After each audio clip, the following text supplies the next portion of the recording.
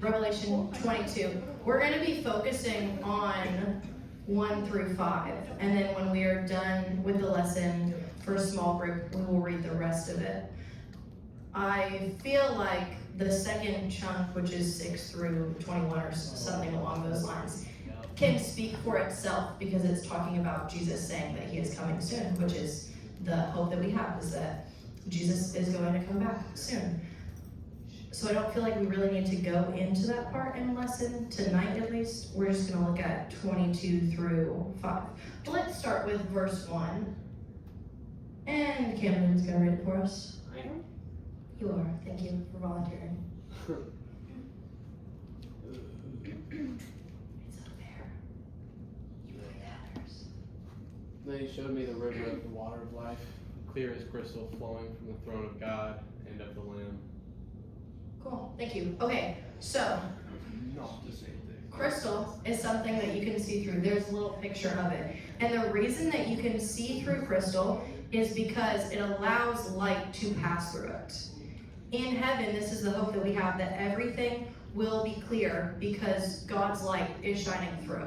So it's like a metaphor of like this river of crystal, but the deeper point of it is that in heaven, we will be made perfect by God. We won't have a sin nature anymore. We're just going to be doing life with him, and everything is light.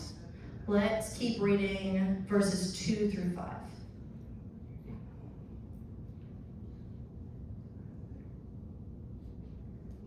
Garrett, thank you so much for reading, and Jace, you've got the next one. It's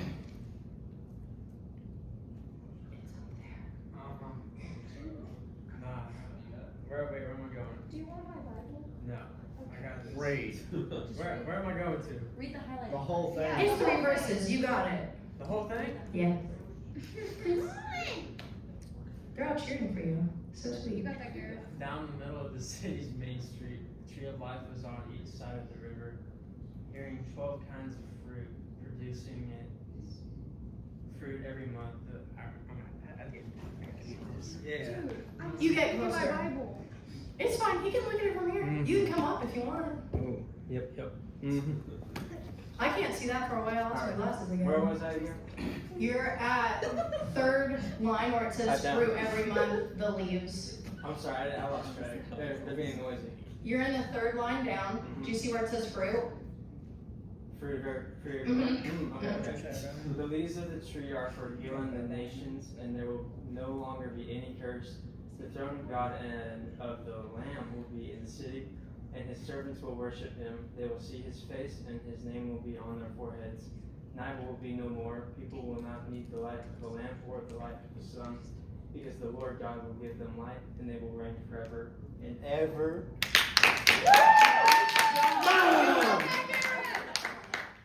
Okay, so that last verse, verse 5, I really wanted us to key in on where it says, night will be no more. People will not need the light of the lamp or the light of the sun, because the Lord God will give them light, and they will reign forever and ever. So last week we talked a little bit about history. So tonight we're talking about my least favorite subject, science. But it's, sorry, I know some of you really like science. And I don't like Star Wars, and it's this whole thing. Whatever. I do think science is valuable, though. And I think that people have a lot of misconceptions that science and God can't connect. But really, science is just discovering things that God gave us. We are now catching up with what God already knows. And so we're going to talk about 2 great thinkers of our time. The first one, a lot of you probably know, is Stephen Hawking. You've probably heard of Stephen Hawking before. If you haven't, that's okay. I'm going to tell you a little bit about him.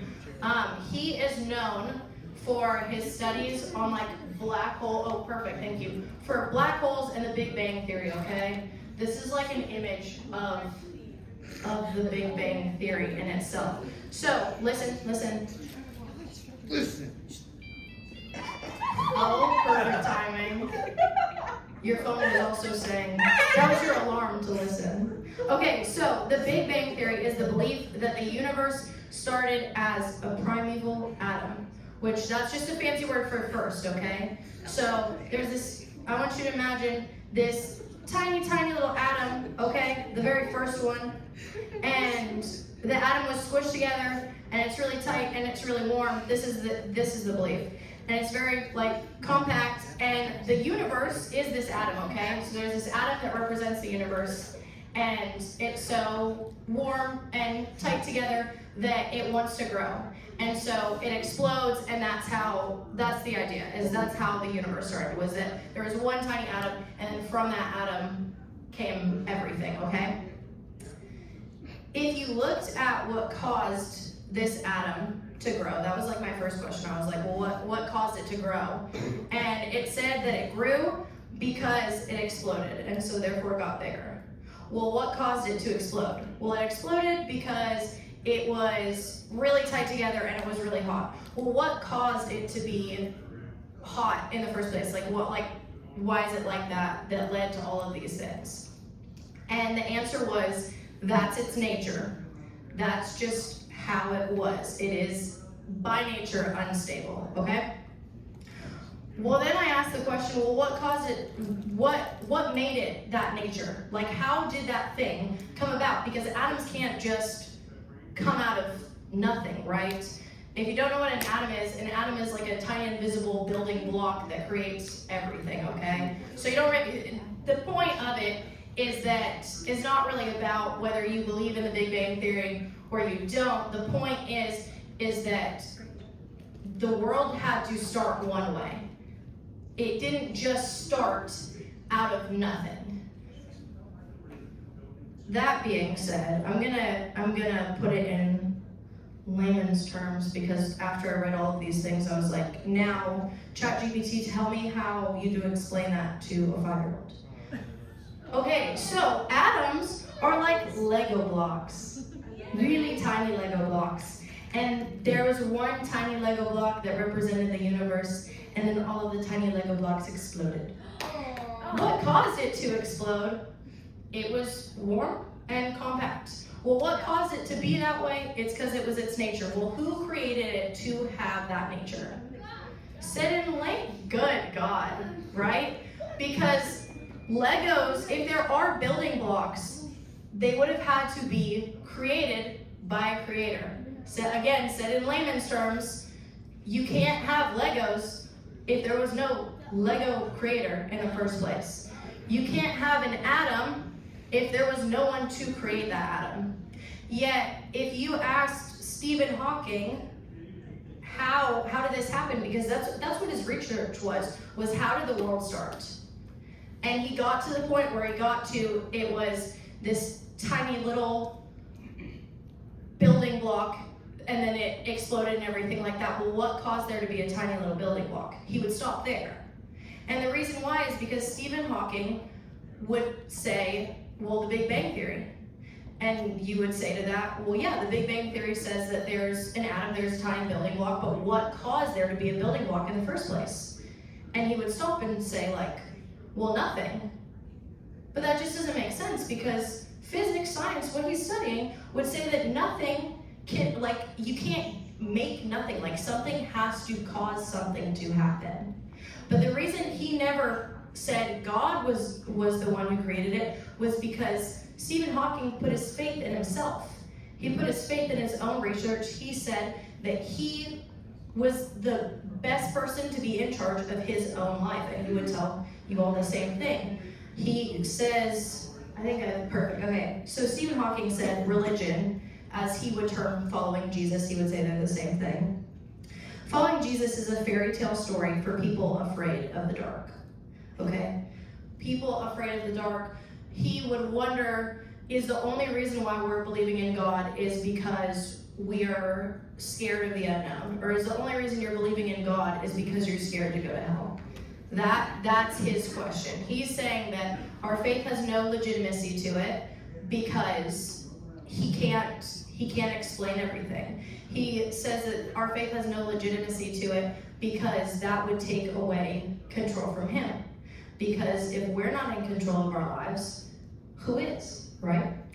Now there's another scientist / mathematician. His name is John Lennox, not John Lennon. Another person I don't know, but I do know the name. You don't know John Lennon? It's fine, we'll talk about it later. We can talk about it later. I want to talk about John Lennox. He's a really cool guy. Okay, he made me like science a little bit. So, John Lennox did research on two things. He did it on the information theory and the group theory, which I'm going to tell you about again in Legos so that I can understand it and tell you about it. Okay, so first thing, information theory, okay, is imagine you have a super long Lego instruction book. That's your Lego instruction book. It tells you step by step in pictures. It's almost like written in, like it's like a little secret code because it shows you the picture. It doesn't always show you words. You have to understand what's going on, okay? We're like that because we have DNA. We have a genetic code inside of us that tells us things like what eye color are we gonna have, what hair type we're gonna have, how tall we're gonna be. That's what the information theory is, okay? So John Lennox analyzed the genetic code and figured out how we are made so intricately, okay? Like no two people are the exact same. Even identical twins have slight differences with them. And so unlike Stephen Hawking, the more that John Lennox studied these things, the more he realized that we must have an intelligent creator, right? Because these perfect intricacies couldn't have happened unless someone created it. The other thing he studied is group theory, okay? Group theory is, if you imagine a puzzle, or again, you imagine Legos. Group theory studies how they fit together to make sense, right? Like in a puzzle piece, you'd have to put that puzzle piece there. If you didn't put it there, it wouldn't make sense. And so again, that just further proved to Lennox that God really was real. He's a faithful follower of the Lord, because after studying science, it only deepened his connection to God, because he realized that, unlike Stephen Hawking, these things can't just happen. Someone had to have created these things. And so Lennox responded to Hawking's comment, I think it's perfect, and he said, atheism, not believing in God, not following Jesus, is a fairy tale story for people afraid of the light. So here's the key difference. If you are afraid of the dark, okay, being afraid of the dark is the same thing as saying that you're scared of something that's outside of your control, right? You can't see in the dark, things are unknown.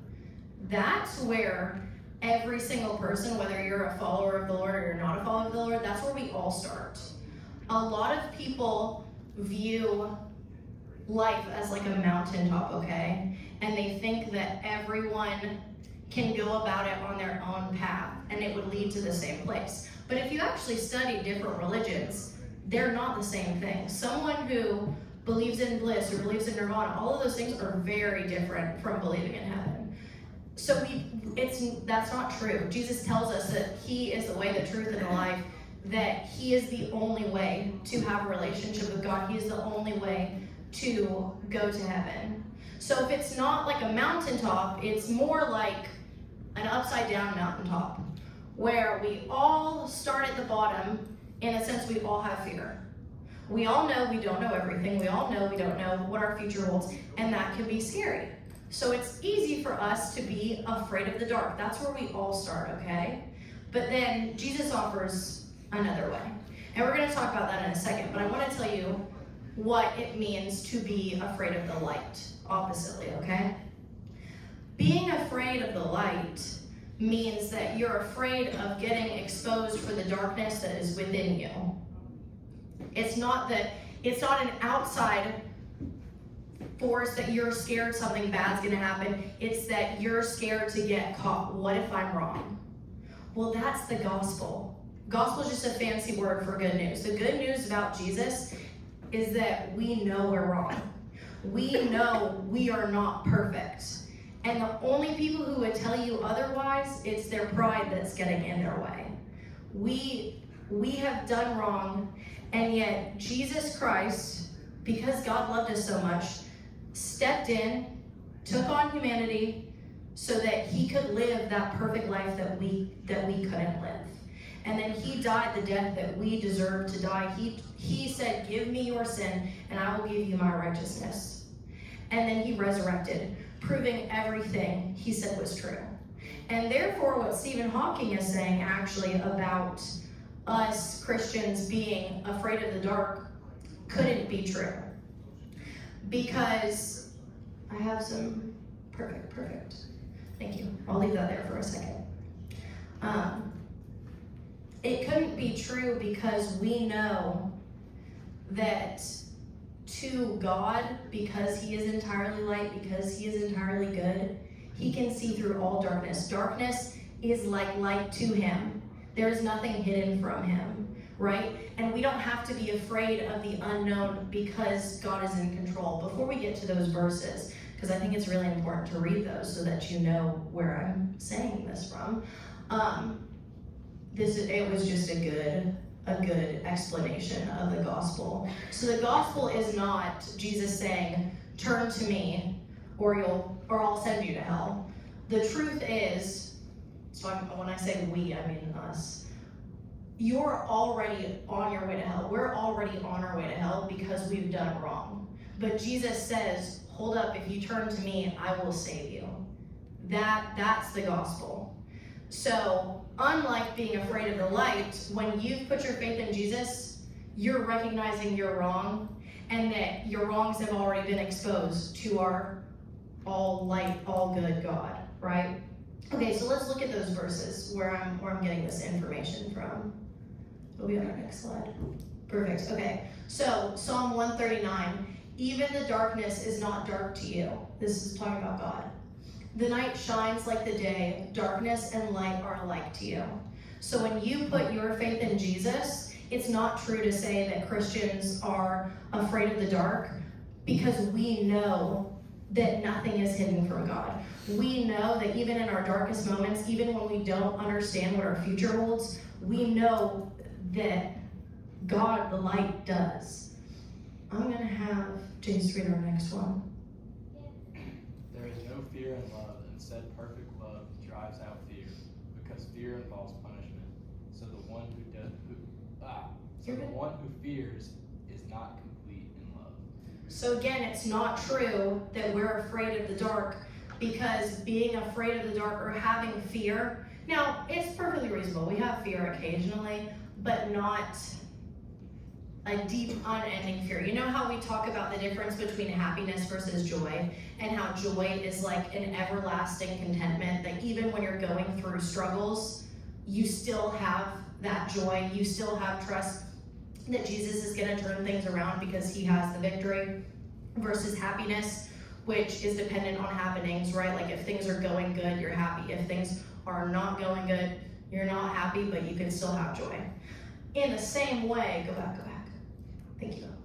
In the same way, there are going to be things in life that make us anxious. But as followers of Jesus, we have the gift of giving those anxieties and fears to him and saying, God, I feel afraid, but I don't have to be afraid because I can trust in you. I know you've got this. I know you love me perfectly, and that outcasts our fear. That's what we sang about earlier. Okay, go to the next one. Please. Thank you. Okay, Psalm 22. Go for it. Read it for us. For kingship belongs to the Lord, who rules the nations. Thank you. Again, we don't have to be afraid of things we can't control because our God is in control. Then we've got Colossians 1:17. He is before all things, and by him all things hold together. If you're wondering how the world was created, you have to start with God because he is the one who created it. If you're wondering what the end looks like, you have to go to God because God already knows the end. That's what we'll read in the rest of Revelation 22, is that God says that he is the Alpha and Omega. That means he's at the beginning and he's at the end. Even when we're scared because life isn't lining up according to the timeline that we think it should, the good news is that our God is outside of time and he knows what our future holds. And then the last one, I am the Lord, and there is no other. There is no God but me. I will strengthen you, though you do not know me, so that all, I need to get closer to it, sorry, I can't see it, so that all may know from the rising of the sun to its setting that there is no one but me. I am the Lord, and there is no other. I form light and create darkness. I make success and create disaster. I am the Lord who does all these things. Remember, when it says create disaster and darkness, that is what is going to happen for those who permanently reject Jesus, because they don't want to be in the light. They are. That's why what John Lennox said is true. If you have fears about becoming a Christian, I guess I can't think of the fancy word that I'm looking for, but if you're not sure about it, you don't have to give up your intellect or your logic to trust God and His Word. You have to give up your pride. You have to give up the hurt that you are holding, knowing that He is going to heal you. Oh, I have it up there somewhere, I think. Yeah, I do. Okay. You don't have to give up your intellect to trust God and His Word. You have to give up your pride. And that's the difference between these two great scientists. Slash the difference between those who follow Jesus and those who reject Jesus. It's that you can't think anymore that you are best in control of your life.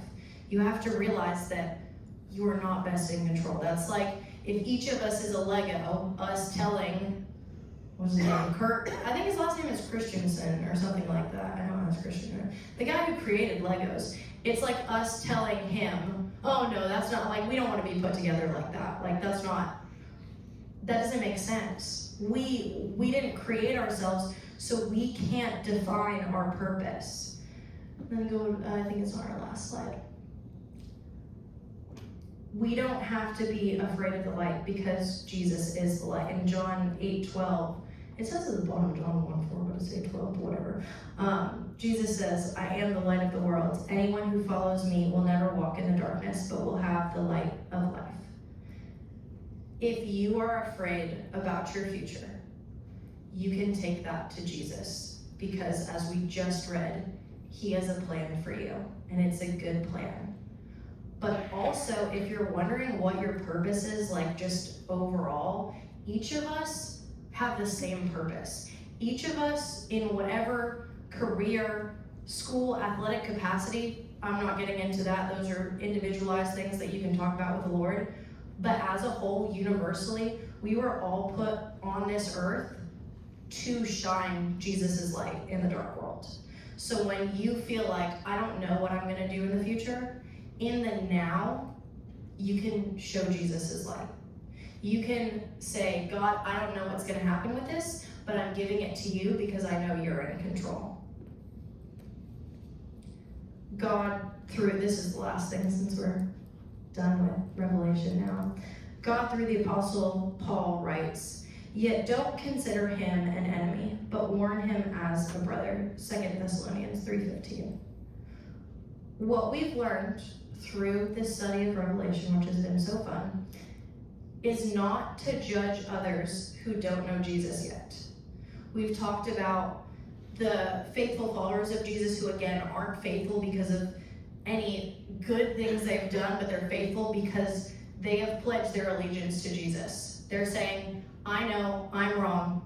I know you are right, Jesus, and I'm going to follow you because of that. We are not to leave this study and be like, oh, but that person's wicked. That person's going to permanently reject Jesus. And I'm on God's kickball team and they're not on God's kickball team.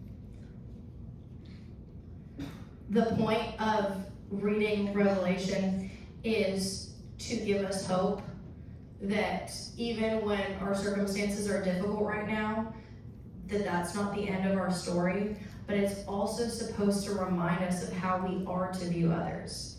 We are to look at others as if they're on the other side of heaven. We are supposed to treat others with love as if they're brothers and sisters in Christ who have already chosen to follow Jesus, even when they haven't. Because again, God put us on this earth for the purpose of being lights.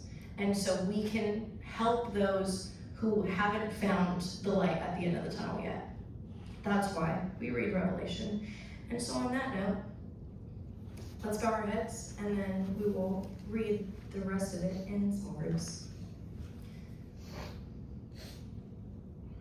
Dear Jesus, I thank you that you are the light of the world. I thank you that you have given each of us such a good and fulfilling purpose to shine your light to others.